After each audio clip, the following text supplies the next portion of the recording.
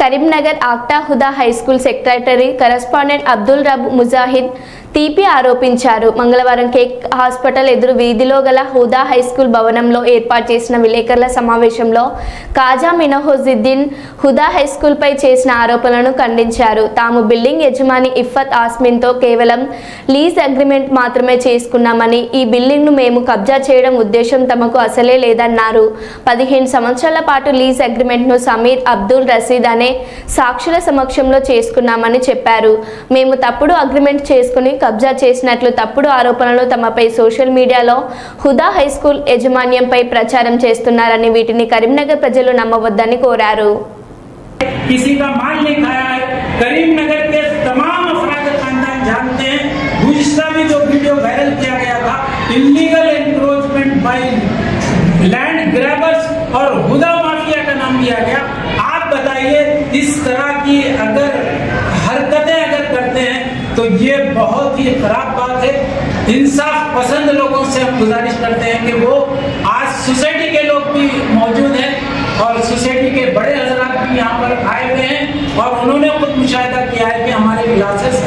मैं secretary and correspondent Huda high school और मेरे सीधी गानिब अब्दुल रऊफ लतीफ़ी साहब, ये vice president of Huda high school, और मेरा नाम अब्दुल रऊफ लतीफ़ी मुजाहिद है। ये मेरे भाई हैं दूसरे।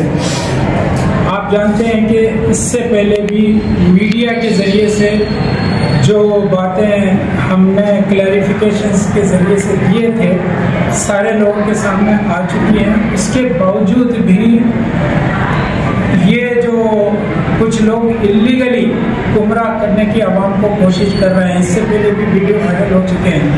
मैं ये बात फिर वाज़ेह कर देना चाहता हूँ कि हुदा हाई स्कूल का एग्रीमेंट मैडम इफ़्फ़त यास्मीन साहबा से हुआ था और 30 मार्च को उनसे गुफ्तगू की गई और 14 अप्रैल को हमने पेपर लेकर लिखा है और ये कोई फॉल्स एग्रीमेंट नहीं है और हमने लीज एग्रीमेंट किया है।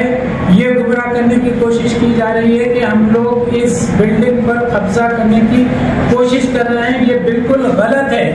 ये हमारी मिल्कियत नहीं होती। इससे पहले भी हमने इज़हार किया था और अब भी कर रहे हैं। उसके बावजूद भी ये बात फैलाई जा रही है और हम यहाँ 6 महीने से मुसलसल काम कर रहे हैं। इफ़्फ़त यास्मीन साहबा ने अपने जिस बच्चे को पाल लिया था, वो समीर नामी लड़के की मौजूदगी में हमने 6 माह मुसलसल हम काम करा रहे हैं। ये बिल्डिंग हमारे पोसेशन में है, हमारे कब्जे में है और हमने तकरीबन एक बड़ी रकम इस पर खर्च की है। पूरे क्लासेस हमने तैयार किए हैं, रेनोवेशन का वर्क किया है।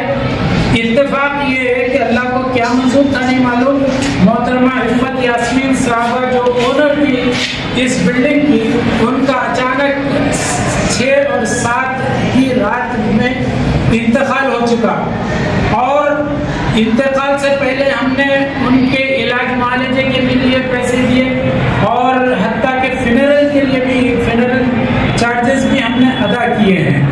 और हमने देखा कि ये बिल्डिंग 25 साल से जनाब रियाज साहब मरहूम जो मेलरोज स्कूल चला रहे थे, उन्होंने 13 साल के बाद उनका इंतकाल हुआ तकरीबन, और इफ़्फ़त यास्मीन साहबा भी 12 साल तक इस बिल्डिंग को चलाती रही। उसके बाद उन्होंने बंद कर दिया और उन्होंने फरोख्त करने की कोशिश की, लेकिन ये बिल्डिंग फरोख्त नहीं हो सकी। हमको मालूम हुआ कि ये 3 करोड़ तक फरोख्त होने वाली थी, लेकिन कोई दाम नहीं लगा और उन्होंने रजामंदी के साथ हमारे साथ एग्रीमेंट किया है। लेकिन इनके इंतकाल के बाद जो 25 साल तक हमको पता ही नहीं था कि इनका कोई लीगल हेयर है, लेकिन कुछ लोग अचानक 9 लोग मिलकर अपने आप को लीगल हेयर साबित करते हुए बिल्डिंग में इलीगली अप्रोच अंदर घुस गए, मजदूरों को डराया, धमकाया और उनको बाहर निकाल दिया और गेट्स को ताला डाल के रख दिया। और उसके बाद मुसलसल उन लोगों ने बिल्डिंग को अक्वायर कर रखा है। हमको अंदर आने का कोई, जाहिर है कि हमारे ही हक में थी और हमारे पोजीशन में थी, उसके बावजूद ये इस मुख्तलिफ गैर मजहब की औरतों को लाकर यहाँ बिठा दिया। रातों में 3-3 बजे तक लोग यहाँ गेट पर खड़े रह रहे और अंदर भी लोगों को बिठा और एक दहशत और खौफ का माहौल पैदा किया।